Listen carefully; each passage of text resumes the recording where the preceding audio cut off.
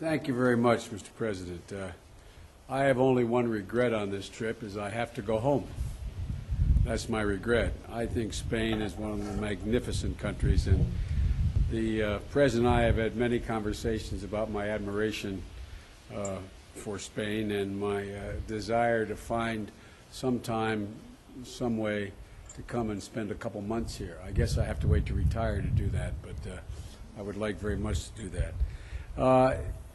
With regard to your king, King Juan Carlos, I had the opportunity to meet with him on several occasions way back when he addressed the joint session of the United States Congress back in the 80s, and then again in the 90s. And I had the great honor and privilege of meeting with him for an hour and a half or so yesterday. And every time I see him, he reinforces what everyone in my country already knows about him. He's a man of absolute integrity, but he's also a man of significant personal courage. I did not know he was about to go in for this operation. Thank God it's turned out as well as it appears to have turned out. But having gone under the knife, as they say, myself on a couple serious occasions, the ability to sit there just several hours before we were going in and discuss matters of state and be greeted with such warmth and hospitality does not surprise me, actually, but we have great affection for the King, and I personally have great affection for him and wish him well in his recovery. And Mr. President, I want to thank you for what I think has always been the case with you and me. A very good and very open meeting we had a little bit earlier today. I'm grateful for the warm reception you and quite frankly all of your colleagues have given me, the Vice President, the Foreign Minister, your Secretary of Defense, your Minister of Defense. It has been a real pleasure to be here. You know, the day after the 2008 election in the States, the President was kind enough to give me a call and call President-elect Obama to offer his congratulations. And he invited me to Spain, and I warned him that I would show up because of, as I said, my deep affection and great admiration for your country and your people. You know, I cannot think of a time. I've been a United States Senator on the national scene since I've been 29 years of age, and I am proud to say that I cannot think of a time when our relationship has been stronger, when there's been more mutual respect, and more serious cooperation and partnership. The partnership seems to grow stronger every single day, and my country values that immeasurably and looks to Spain for its leadership in other areas of the world and its guidance in other parts of the world, from Latin America to Africa to its continued cooperation in the Middle East, Afghanistan, around the world. And so close allies do things together, and they do hard and important things together. That's what the United States and Spain are doing right now, literally around the world. Our soldiers are side by side in Afghanistan. Our aid workers are joined in Haiti. Our diplomats are collaborating closely from the Balkans to the Middle East. And our government and citizens cooperate in more areas than I can or should enumerate right now, from promoting, as the President said, renewable energy, and we look to you as a leader in the world in that area, to food security and fighting global climate change and nuclear proliferation. The President and I discussed many of these issues a little earlier and our collaboration in these areas, and I thank the President for Spain's decision to increase troops and trainers in Afghanistan. As valued NATO allies, we're working to disrupt, dismantle, and to defeat al-Qaeda, to fight the insurgents who would destabilize Afghanistan and Pakistan, for that matter, and to develop institutions and Afghan security forces so that the Afghanis can take responsibility on their own in the near future.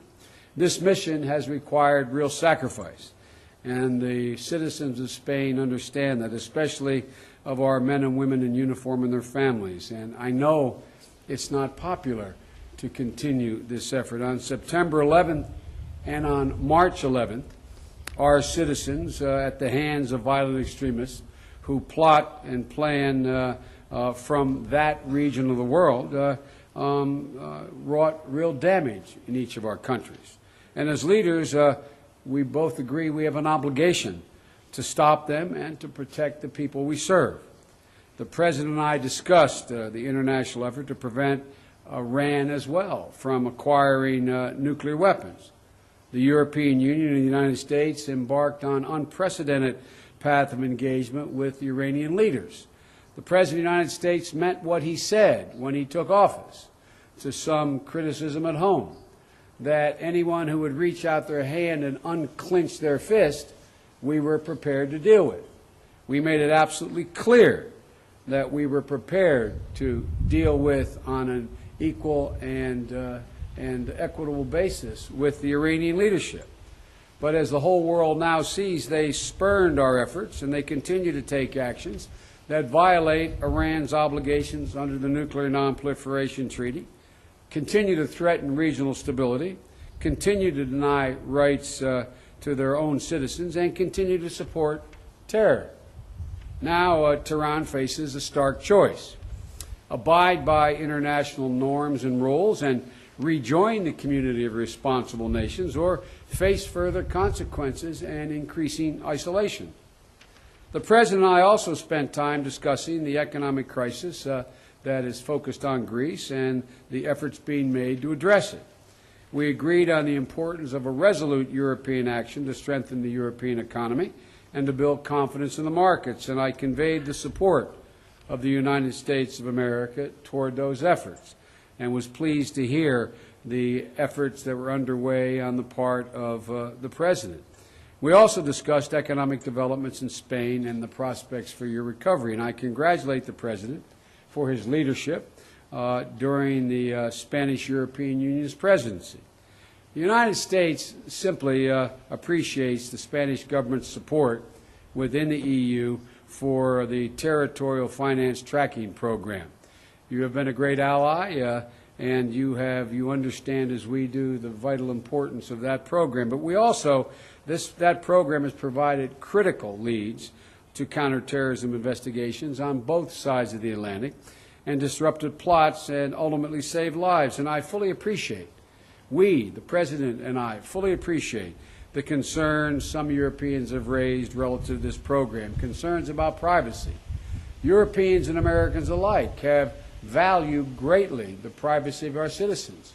Were we to make compromises on our civil liberties, that would be an admission that terrorists have already succeeded. The President and I have, our careers prior to taking office here, have been leaders in our country on protecting the civil liberties of Americans, and nothing we are doing, nor the program is doing, is intended to in any way jeopardize that. So, but we are working with our Spanish friends and all of the European Union now to assuage any concerns about the program. We are absolutely confident we will address these concerns and preserve the program that is vital to the security of all of our citizens. So, Mr. President, as President Obama and I have said many times, our greatest challenges are global in nature. No country, no matter how big, no matter how powerful, no matter how much they think they have knowledge of what should be done, not one country can solve any of these problems acting alone. We need allies, and we need Spain. And I'm not being solicitous because I'm standing here with you, Mr. President, in this beautiful surrounding. We need you, and we appreciate your leadership, and are truly grateful for your willingness to be such a great partner with the United States and within the European community. And thank you for your leadership, Mr. President.